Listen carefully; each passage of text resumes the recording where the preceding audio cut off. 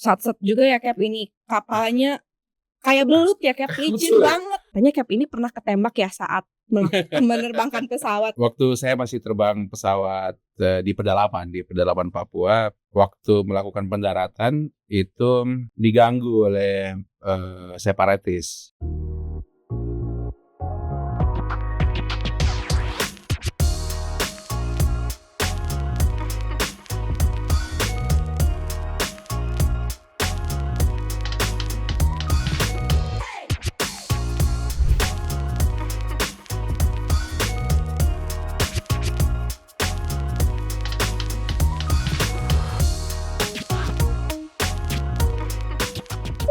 Ladies and gentlemen, welcome on board Flight 05 PSDKP. We are currently third in line for takeoff and are expected to be in the air in approximately 7 minutes time. We ask that you please fasten your seatbelts at this time and secure all baggage underneath your seat. Please turn off all personal electronic devices including laptops and cell phones. Thank you for choosing Ngopi Airlines. Enjoy your flights. Halo sahabat Bahari, udah ngopi belum hari ini? Kalau belum, yuk ngopi dulu. Ngobrolin pengawasan Indonesia. Nah, hari ini kita bakal terbang selama beberapa waktu ke depan ditemani dengan pilot keren yang turut serta menjaga laut kita. Apa kabar, Cap? Kabar baik, Mbak. Alhamdulillah.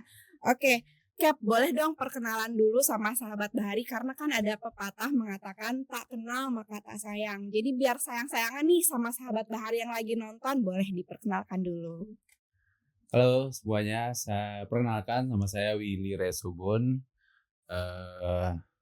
Saya salah satu pilot yang dipercayakan untuk menerbangkan pesawat. Oke, Cap Willy ini aslinya orang mana sih, Cap? Saya sih aslinya orang Maluku Tenggara. Wah, orang Maluku, guys. Pantes nih, Cap kita ini manis banget ya, orang timur ternyata. Iya. Dulu tuh aku pernah lihat juga nih, Cap, kalau misalkan pengawasan pesawatnya tuh si baling-balingnya cuma ada satu nih di depan. Sekarang kan udah upgrade ya pesawatnya. Nah, itu tuh sekarang model pesawatnya seperti apa sih, Cap? Dan apakah pesawat yang digunakan sekarang tuh manuvernya lebih oke nih daripada pesawat sebelumnya yang kecil yang cuma pakai satu baling-baling itu? Nah, kalau misalkan dilihat-lihat ya, kalau kecil kan lebih satset nih, Cap, manuvernya. Kalau apakah yang pesawat lebih besar ini lebih oke daripada yang kecil itu apa gimana? Sebenarnya sih sama aja kalau untuk manuvernya. Cuman yang membedakan adalah dengan dua baling-baling kita lebih, yang pertama itu safety-nya lebih. Karena kalau misalnya mati satu, masih ada satu gitu kan. Kalau satu safety di depan, first ya, safety Cap. first. Itu mungkin salah satu alasan PSDKP untuk memilih pesawat yang lebih besar. Yang kedua, endurance kita lebih lama. Oke. Jadi waktu terbang kita untuk patroli lebih lama. Biasanya dalam satu kali pengawasan itu berapa lama sih, Cap? Satu kali pengawasan itu kita minimum 5 jam. 5 lumayan sampai lama 7 jam. juga ya. Betul. Dan itu tuh coveragenya seberapa luas? Kalau kita tarik hitungan dalam nautical mile itu bisa 1.200 sampai 1.600 mile. Lumayan luas juga ya, Cap. Lumayan. Kita kalau Indonesia memanjang dari timur ke barat, kita bisa terbang dari sini sampai Ambon non-stop. Dari Jakarta sampai Ambon non-stop. Keren. Selama itu ya, Cap, melakukan pengawasannya. Betul. Nih, kemarin kan aku sempat lihat nih, Cap, saat airborne melakukan operasi, dia itu terbangnya nggak tinggi-tinggi banget, bahkan kayak rendah banget tuh, Cap, dekat-dekat mepet-mepet sama kapal. Itu tuh sebenarnya pesawat airborne tuh batasan dia terbang di atas itu seberapa tinggi sih, Cap? Kalau untuk tinggi, maksimum ketinggian kita pesawat yang sekarang kita operasikan itu 25.000 kaki dari atas permukaan laut. Tapi kalau dia terbang rendah, sesuai dengan ketentuan yang diatur dalam undang-undang penerbangan itu, minimum kita terbang 1.500 kaki. Kalau jarak pandang vertikal sama horizontalnya itu memungkinkan. Jadi minimum kita terbangnya itu 1.500 kaki. Oke, tapi waktu itu aku pernah kayaknya ngeliat deket banget tuh Cap, mepet kapal. Iya. Itu mungkin karena lagi urgent juga kali ya? Betul. Kalau Oke. kita butuh identifikasi dan kita dapat persetujuan, kita bisa turun sampai. Oh, berarti itu sudah termasuk persetujuan dari ini ya, Betul, Cap? betul dari otoritas, betul. Oke. Lalu Cap, kenapa sih, kita tuh harus melakukan pengawasan melalui airborne? Karena, kita kan punya kapal pengawas juga ya. Itu tuh emang efektif ya Cap kalau misalkan, kita melakukan pengawasan pakai airborne surveillance ini? Jadi begini Mbak, kenapa se rata-rata semua negara-negara terutama negara-negara kepulauan itu menggunakan pesawat untuk melaksanakan airborne, surveillance itu karena pesawat itu kalau dibandingkan dengan kapal kecepatannya bisa 20 sampai 25 kali lebih cepat daripada kapal. Itu yang Oh, pertama. Yang kedua, jadi, jarak tempuh dalam satu hari itu kita jauh lebih iya. lebih panjang kan daripada kapal. Jadi itu kenapa pesawat itu lebih efektif daripada daripada kapal. Jadi kalau misalnya apalagi kalau kita patroli perbatasan dengan pesawat kita bisa tempuh dalam waktu misalnya 2 3 jam, kapal bisa seharian tuh Oke, menuju berarti, ke perbatasan. ini ada komunikasi juga kali ya Cap sama kapal untuk melakukan tindakan Pastinya pengalihan. pastinya. Nah, itu tuh kan kita berpacu dengan waktu ya Cap. Betul. Nah, itu tuh gimana sih Cap simulasinya? Misalkan ada, kapal TO nih, Ya, ya terus kayak kita kan pasti harus, melakukan, menyampaikan informasi nih Cap ke kapal yang, ada di titik terdekat dengan, betul. si kapal TO ini. Itu tuh gimana sih Cap biar si informasinya tuh disampaikan secara cepat dan tidak ada miskomunikasi? Jadi di dalam pesawat kami itu dilengkapi dengan alat komunikasi,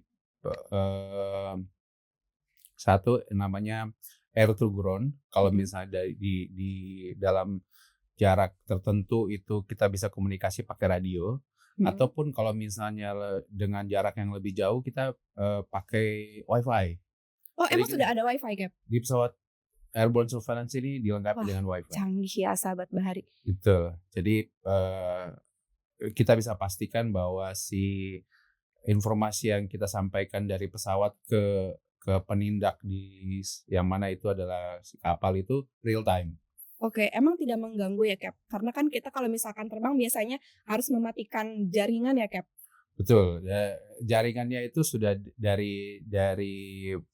eee, sudah dibedakan antara si Oh. jaringan telepon biasa sama WiFi. Jadi Jadi itu kita tetap sudah bisa di-approve, betul. iya iya menghubungi untuk menyampaikan informasi bahwa kapal tersebut ada di, laut ini tuh gampang ya Cap? Betul. Oke, itu kan berarti kita ngomongin fitur nih Cap. Mhm. Nah, fitur apa aja sih Cap yang ada di kapal airborne ini yang membantu Cap untuk melakukan pengawasan? Fitur utama kita selain alat komunikasi itu adalah kamera. Kami Mhm. dilengkapi oleh, kamera surveillance yang mana kamera itu bisa mengidentifikasi objek, dengan efektif dari ketinggian jelajah kita. Ketinggian jelajah patroli kita kan 1.500. Iya. Nah, dengan kamera itu kita nggak perlu turun lebih rendah lagi untuk Oke. mengidentifikasi Wah, objek. canggih banget ya Cap. Lumayan. Iya, berarti itu kalau misalkan kita cara membedakan kapal yang melakukan pelanggaran sama kapal yang ya udah gitu, udah punya izin segala macam itu gimana sih, Cap? Kita kan nggak mungkin nih dari kamera itu, oh ini mah udah pasti kapal yang melakukan Betul. pelanggaran nih. Kita kan gimana tuh cara ngebedainnya, Cap? Jadi, ada 2 jenis pelanggaran Mhm, yang sering kali kita temukan di laut itu. Yang pertama adalah, pelanggar batas, mhm. yang mana itu nelayan-nelayan asing yang masuk dan mencari ikan di wilayah kita, itu gampang diidentifikasi dari warna perahunya atau Oh, warna kapalnya atau dari bentuk kapalnya ataupun dari yang paling gampang diidentifikasi itu dari bendera, oke. gitu. Berarti kelihatan ya, Cap, dari benderanya tuh ke-capture dari si Wow, kamera si airborne ini. jelas itu Wah, keren banget. kelihatan jelas. Dan itu yang pertama, sedangkan yang kedua adalah eh, pelanggar-pelanggar kapal-kapal nelayan kita sendiri yang melanggar aturan-aturan yang sudah ditentukan. Oke. Cap, kan kalau di kapal pengawas ada hari operasi selama 1 tahun. Kalau di airborne ini apakah ada juga? Eh, di dalam tahun berjalan kita juga punya hari pengawasan. Melakukan Betul. pengawasan. Berarti itu tuh terjadwal atau gimana sih, Cap? Terjadwal, betul.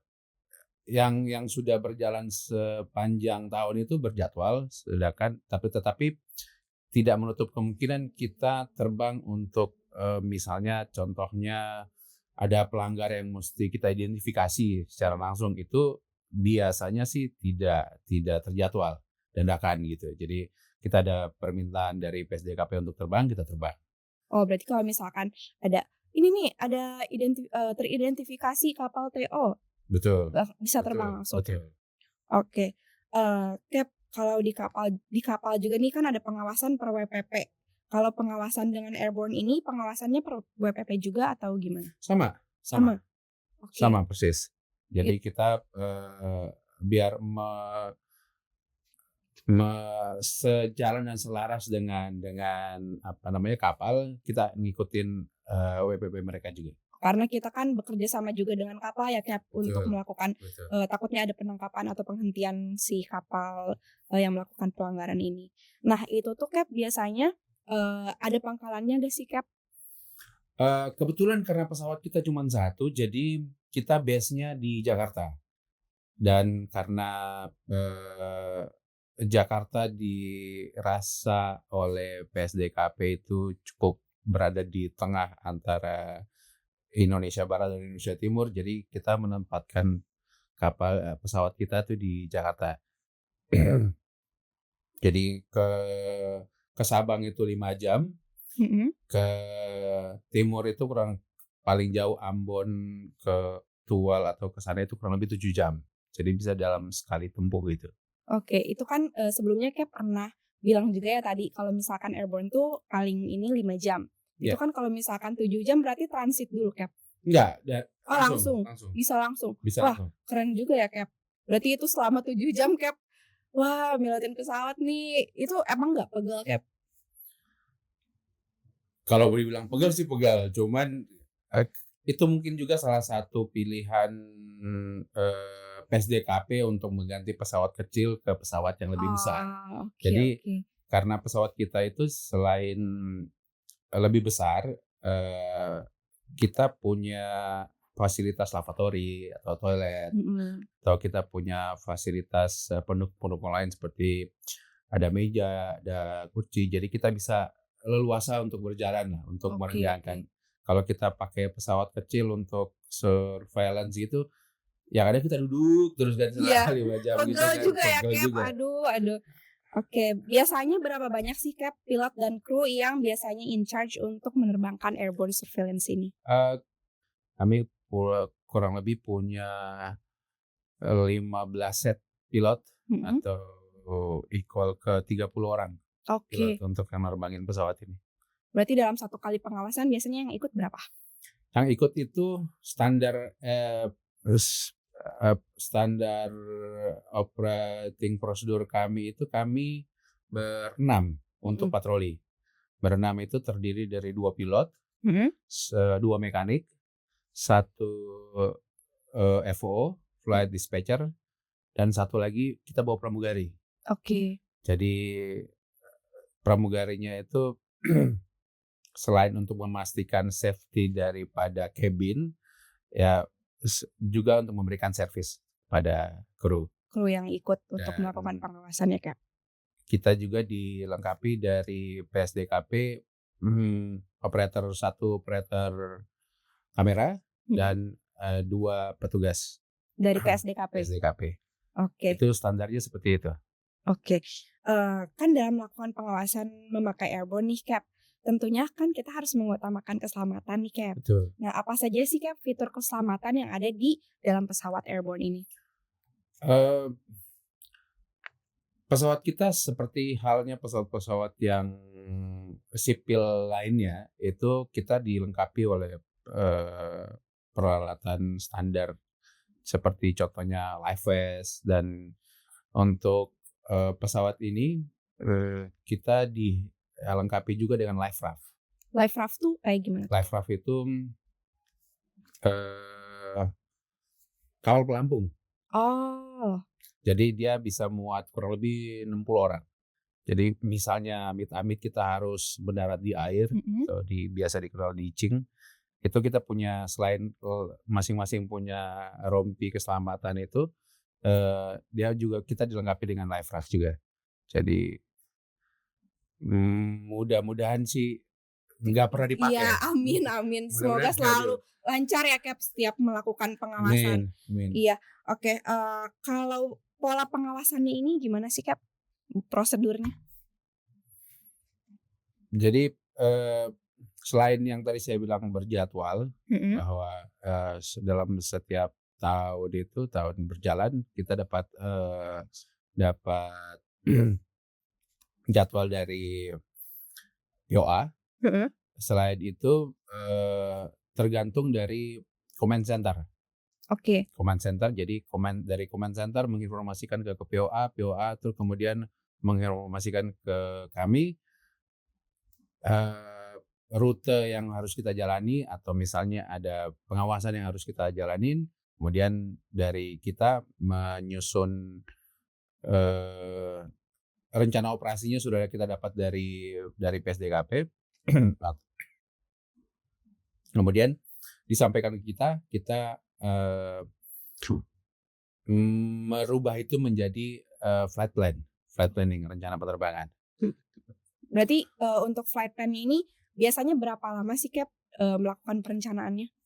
Kalau flight plan itu cuma sebentar. Kami termasuk perizinan kami kurang lebih butuh 6 jam. Dari rencana operasi itu kami olah untuk menjadi flight plan itu, termasuk sampai perizinan itu rata-rata 6 jam. Oke, berarti itu udah siap semuanya nih Cap. Betul. Iya. Itu kan 6 jam menurut aku sih agak lama ya Cap. Kalau misalkan ada kapal yang melakukan pelanggaran itu kan bisa langsung dia pergi gitu Cap, apa gitu? Itu lagi yang seperti yang saya bilang tadi. Kalau kapal sama pesawat kan kecepatannya kita bisa 10 sampai 20 berarti kali masih bisa lebih terkejar cepat. ya Cap. Betul. Oke. Jadi masih ada waktu lah buat kita kerja. Oke. Kayaknya kita harus minum dulu ya Cap. Kayaknya kita begitu. Udah terlalu banyak chit-chat nih, agak seret juga ya guys. Ayo Cap, kita minum dulu.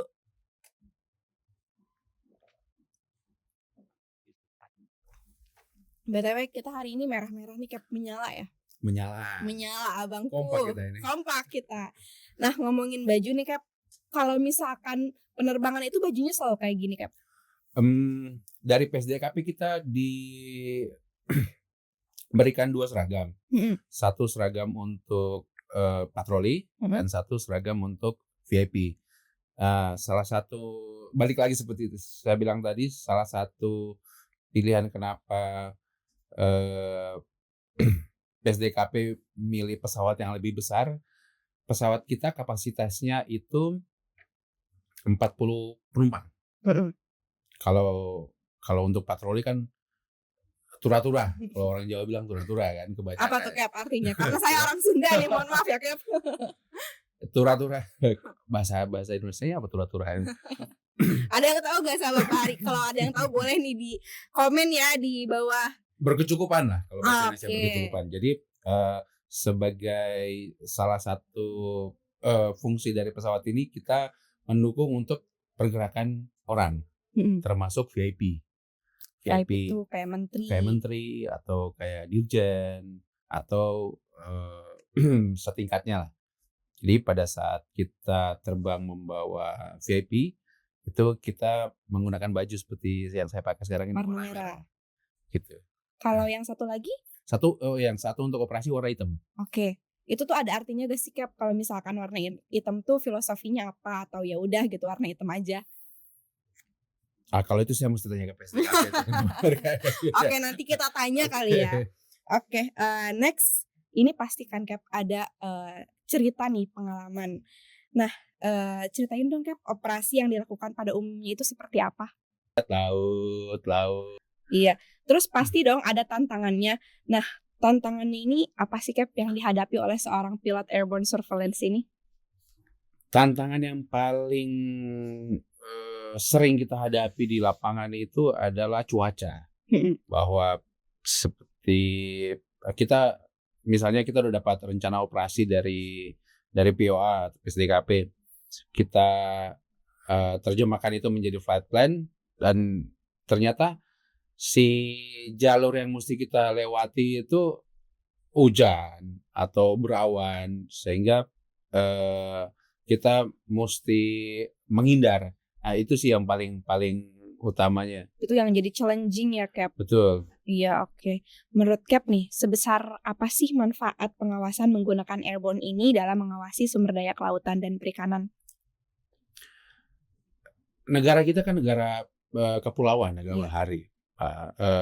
Bahwa si laut itu sebagai penunjang kehidupan kita kan. Iya.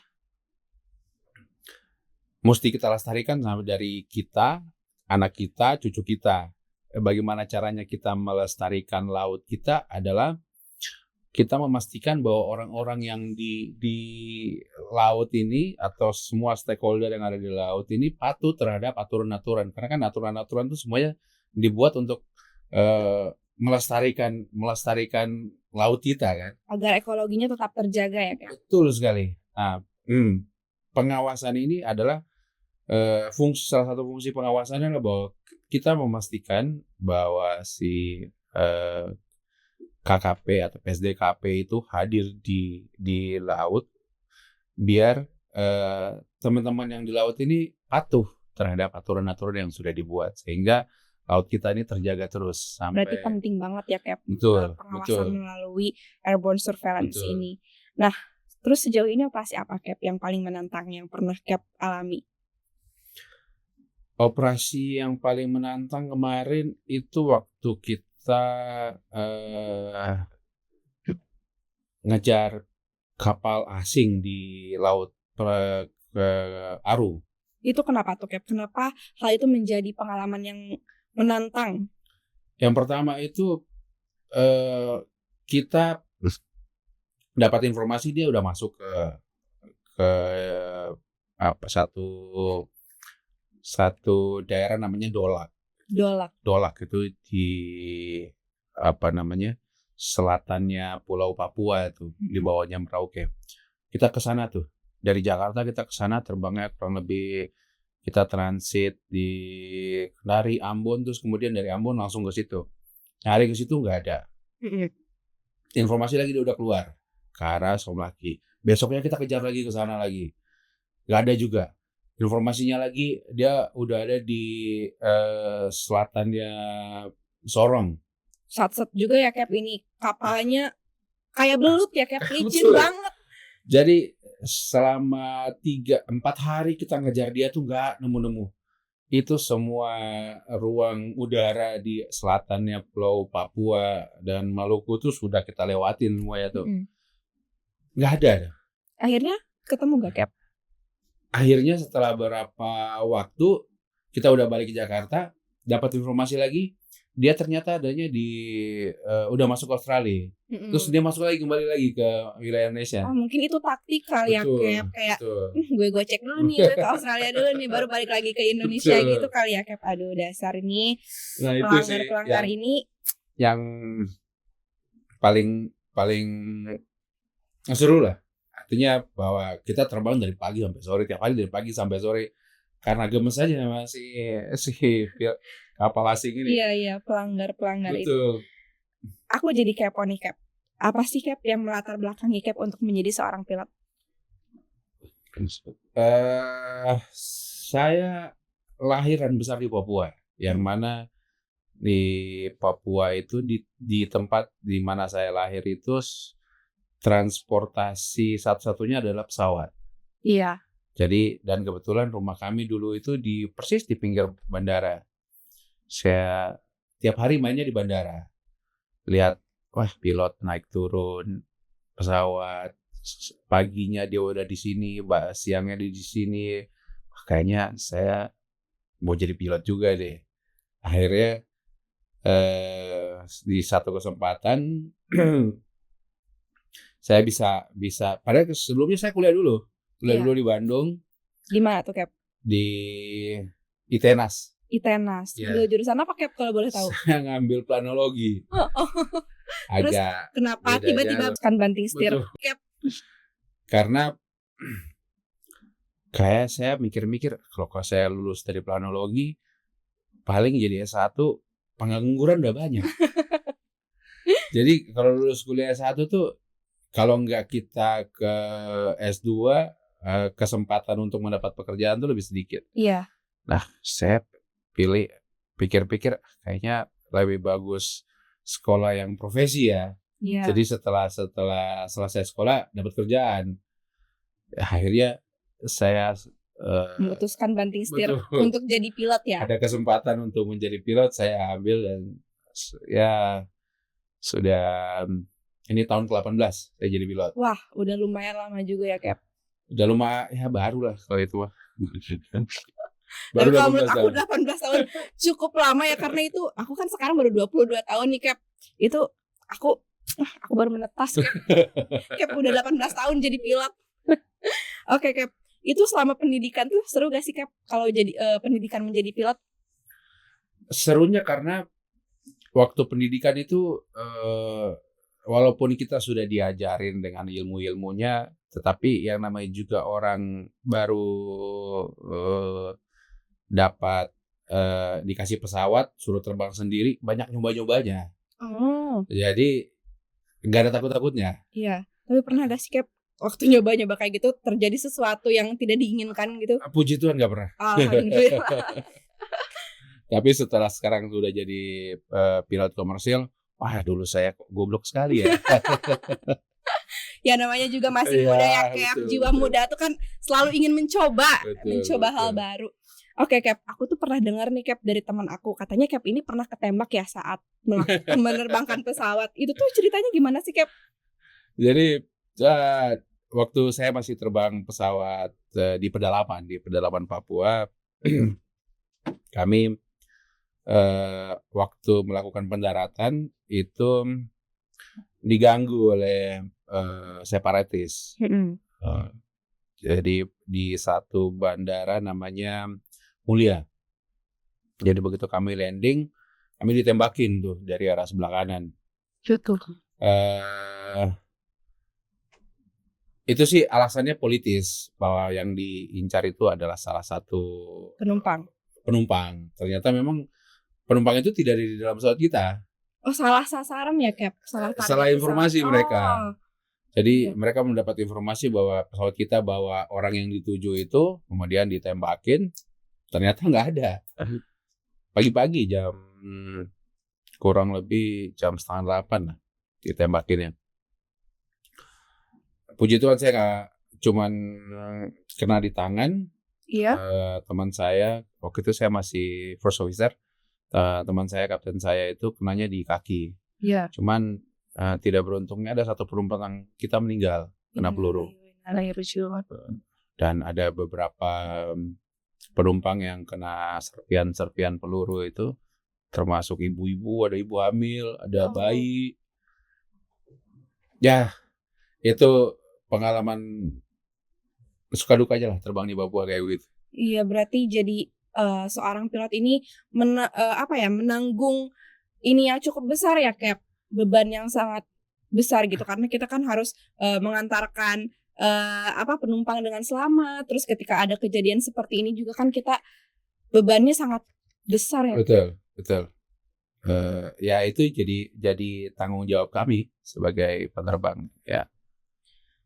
Ada saran gak nih Cap untuk teman-teman nih yang tertarik menjadi pilot airborne surveillance? Saran, ayo kita jadi pilot airborne surveillance, karena dengan menjadi pilot khususnya pilot airborne surveillance, kita ikut menjaga kelestarian dari bahari kita. Oke. Itu aja sih. Oke, terakhir nih Cap. Harapan kedepannya untuk pengawasan sumber daya kelautan dan perikanan di Indonesia.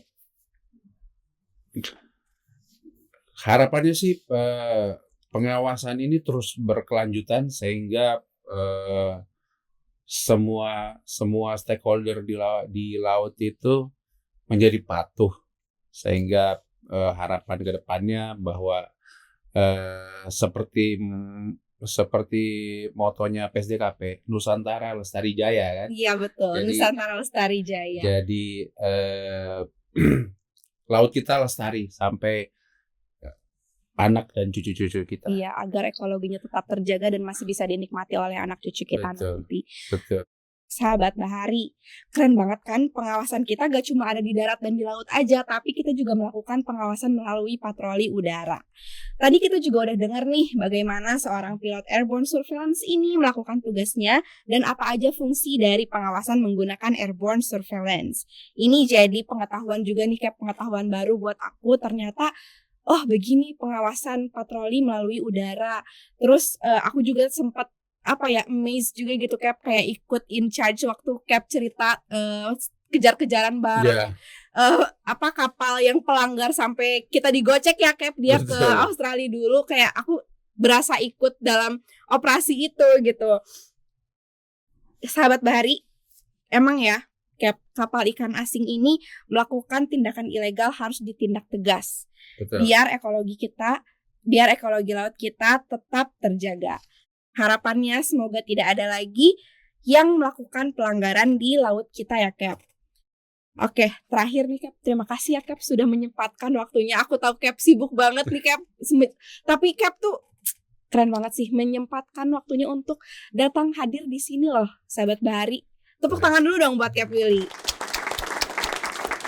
Buat sahabat Bahari, nantikan informasi lainnya di media sosial kita. Di bawah sini jangan lupa di follow ya, ada Instagram, X, Facebook, dan sekarang kita punya WhatsApp channel, jangan lupa di follow juga. Nantikan episode podcast lainnya ya sahabat Bahari. PSDKP, pantang tercela.